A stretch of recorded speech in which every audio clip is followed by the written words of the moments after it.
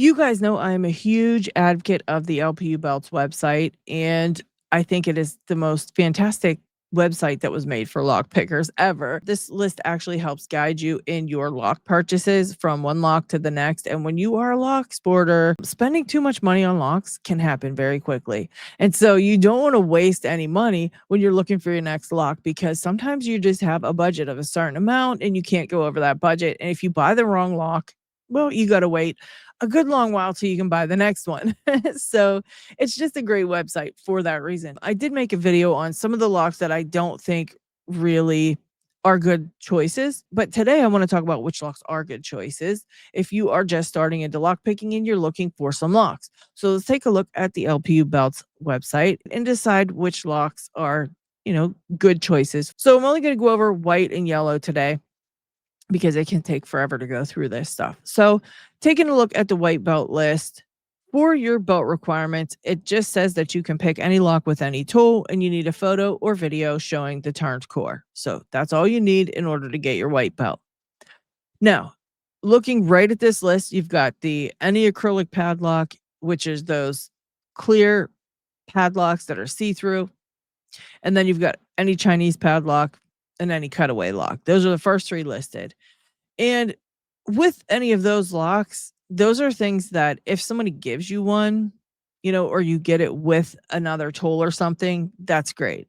But these acrylic locks are more for just demonstration to see what's going on when you try to pick a lock. They're not really very decent locks to pick, and they can be quite difficult. I actually have one that I really can't pick. Okay. And I've already earned my black belt, fourth Dan, and I have an acrylic padlock that I just can't open for anything. So these can be very tricky. Then you've got any Chinese padlock, which, I mean, that's fine. If you can pick those, great. But again, those can be really terrible locks because of the poor tolerances. They can be tough to pick. And then you've got any cutaway lock. Any cutaway lock, those are pretty decent locks because cutaways are really helpful because you can see into them and see what you are actually doing when you're picking. But if you pick a cutaway lock, it's not going to feel the same as a lock that is not cut away because there's so much material cut away. It just doesn't feel the same. So just keep that in mind if you pick any of these three types of locks. Now, they've got the ABIS 45 listed, which is apparently a laminated ABIS lock. It looks like it's a lot of fun, and I recommend any ABIS locks. So that is one that I would definitely recommend if you are just getting started. Also, the Alpha 1000 looks like a decent lock as well. Any of these brass body locks are going to be pretty good tolerances, not too sloppy, but not too terrible. So they're going to be generally easier to pick, but still decent.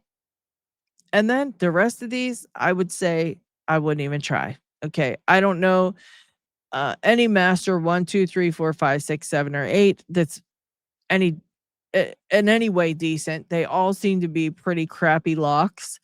And they all feel like kind of mush inside when you're first getting started. I don't know what this Timpson special brass padlock is or the Tri-9 brass padlock. So I cannot recommend those two. But again, this Alpha, those seem all right. And the ABIS 45.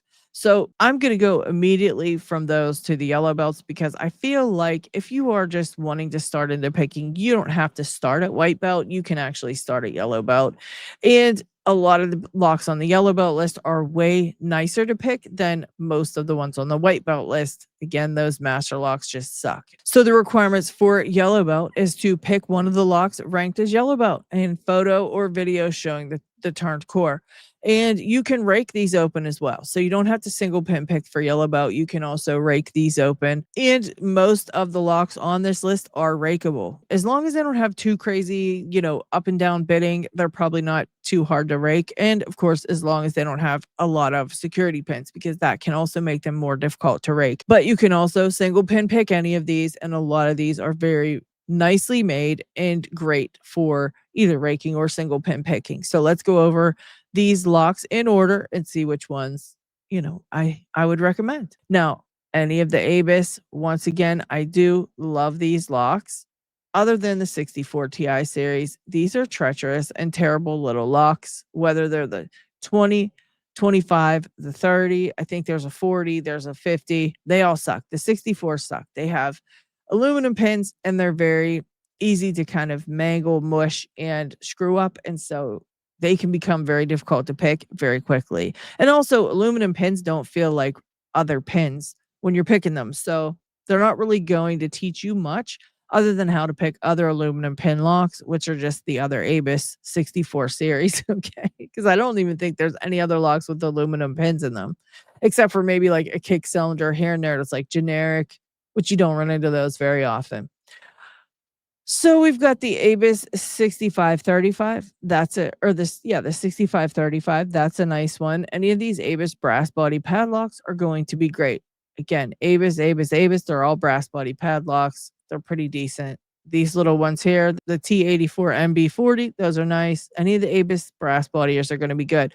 The Ace laminated lock is also a lot of fun. And it does come in yellow or green. It just depends on how many pins are in the lock. 40 millimeter or larger, 4 pins are yellow. Okay. And those are nice. Again, with the Alpha 1000. And then you've got the American Lock 5200. And even though I hate the American locks, I think this 5200 looks like it could be a pretty decent and fun lock to pick. And so I say give it a go. Give it a try. I've never picked any of these ones. Nope. The Brinkswick 164 padlock. That's a nice one. That's a nice one to pick for your very first lock. Actually, that's a good one to pick for your first lock. And yeah, Brinks brass body padlocks. Now, any of these Brinks that are on here, they're going to be pretty much the same. They've got the same type of pinning, the same type of cores, and they're going to pick pretty much uh, similar to each other. So I say any of those are great. Never picked any of these.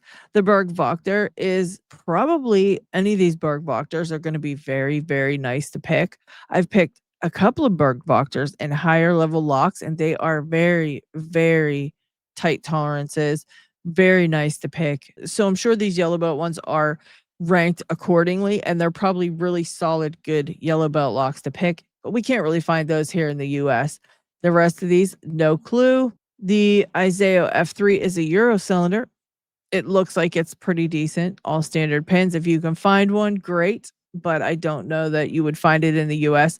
And any Lockwood, really nice locks, but I don't know if you could find them here in the US. The Mako 227. I love the Mako locks, but they are out of business now. So I don't know how easy they would be to find. Then you've got the Master 130, 140, 141. Those are actually pretty good ones to choose. The Master Lock 930 is also yellow.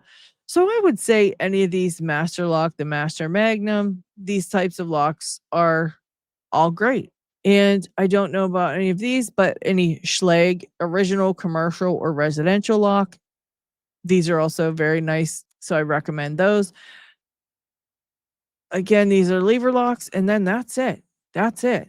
Those are the ones I would recommend. Okay. All the rest of these are Euro cylinders or things you wouldn't find here in the US. So I can't really recommend them. I don't even think I've picked any of those. Okay. So, but yeah, there are several locks on the list. Also remember that if it is not ranked at all, it is considered white belt. So if you find a cool little lock that you can open and you enjoy picking it and you want to submit that for your white belt, that's perfectly fine as well. But there you have it. There's a list of some fun locks to pick and ones that I definitely recommend if you are, just wanting to get into picking and want to get started and see how you do. You can skip white belt altogether and just choose one of those yellow belt locks off the list. If you can pick that for your first lock, then great. And you've got your yellow belt. And a lot of these, if you are in the US, a lot of these you can find on Amazon as well. So it makes them easy to kind of get a hold of. And some of them you can even find in your local hardware store. You can probably get most of those for $5 to $10. Anyways, I hope you found this video helpful. If you guys want me to do an orange belt list, please leave it down in the comment section below. And I will see you on the next one.